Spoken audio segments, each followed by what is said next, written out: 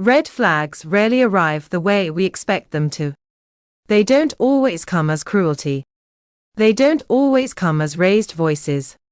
They don't always come as moments that clearly say, "This is wrong." Most of the time, they come as feelings.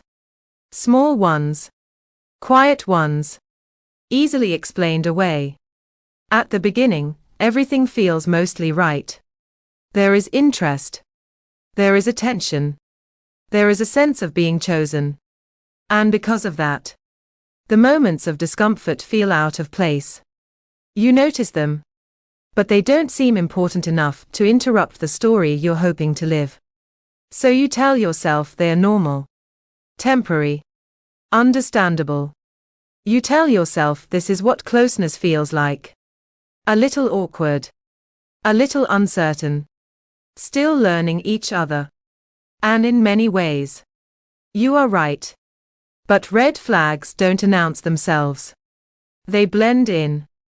They hide inside good intentions. Inside charm. Inside effort. One of the first red flags often shows up in how conflict feels. Not dramatic conflict. Not explosive arguments. But small disagreements. Moments where you express a preference. A feeling. A concern. And the response feels slightly off. Not angry. Not aggressive. Just dismissive enough to make you question whether it was worth bringing up. You're told it's not a big deal. That you're overthinking. That it's being misunderstood. And because you don't want to create tension, you let it go. You don't feel hurt exactly. Just uncertain. Over time, you begin to notice how often you're the one adjusting. You soften your words. You pre-explain your feelings. You choose timing carefully. You're not afraid. You're just being considerate. But consideration slowly turns into self-monitoring. You start asking yourself, how will this be received? Before you ask, how do I feel? This is not a dramatic red flag. It's a quiet one. Another sign appears in emotional moments. When you're vulnerable, the response is practical, logical, solution-focused. You're given answers instead of presence. And while that might seem helpful, something inside you feels unseen. You didn't want fixing. You wanted company. You wanted someone to sit with the feeling, not move past it. So next time, you share a little less. Not consciously. Just instinctively. Red flags often live in these small adaptations. Not in what you're told, but in what you stop offering. Another quiet signal appears in how accountability works.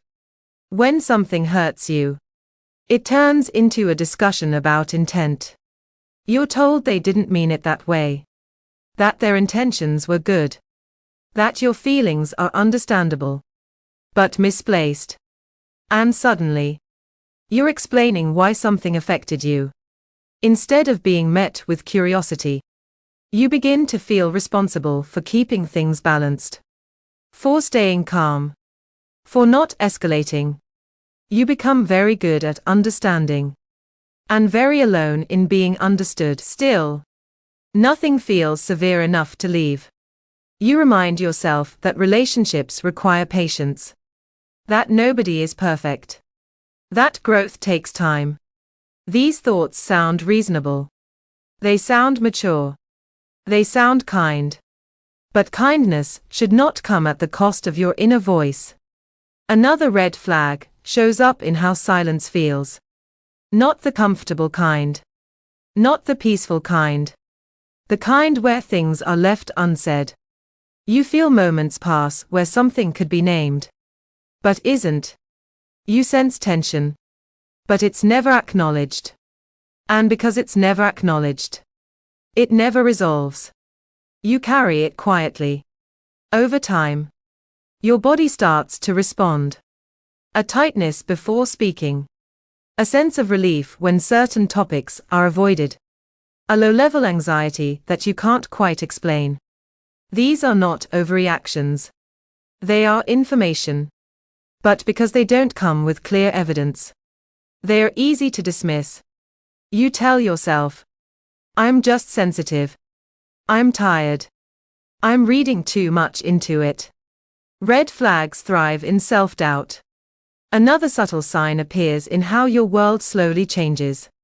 You find yourself shrinking certain parts of your personality. You laugh a little quieter. You share fewer opinions. You avoid certain stories. Not because you're asked to, but because it feels easier. You don't feel controlled. You feel accommodated.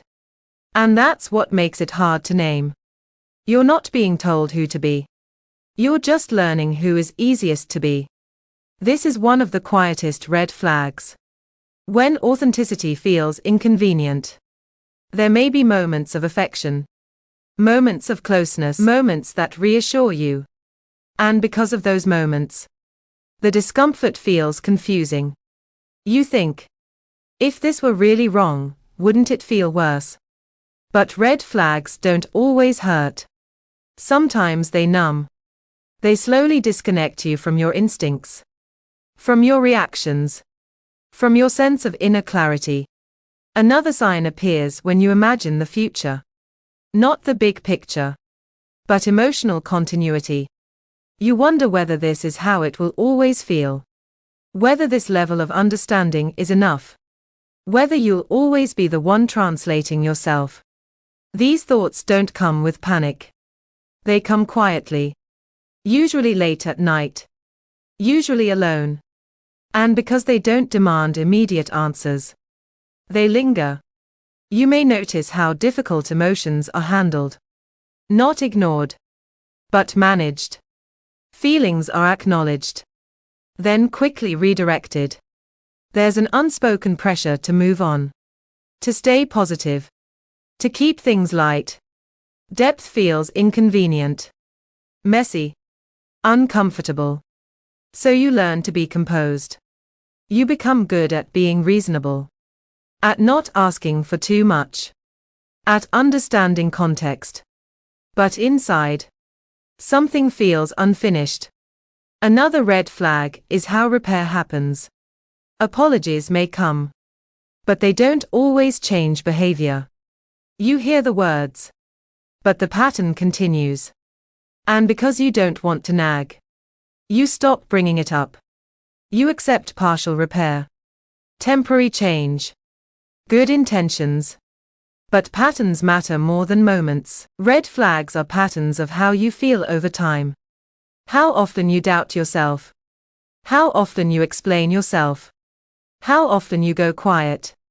None of these things mean someone is bad. Red flags are not moral judgments. They are compatibility signals. Safety signals. Nervous system signals.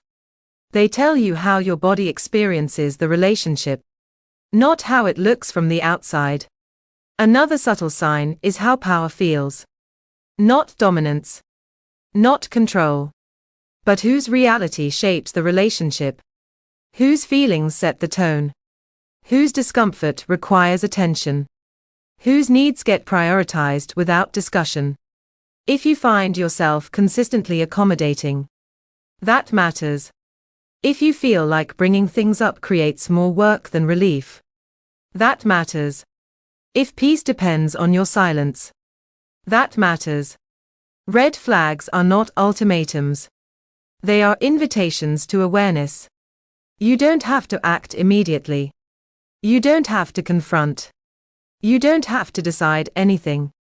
Sometimes the first step is simply noticing, without arguing with yourself. Letting the patterns become clear. Trusting that your inner experience is valid, even when it's quiet. Because the most dangerous red flag is the one you learn to live with. Not because it's severe, but because it slowly teaches you to ignore yourself. Awareness is not the end. It is the beginning. Not of conflict, but of clarity. And clarity does not rush. It doesn't shout.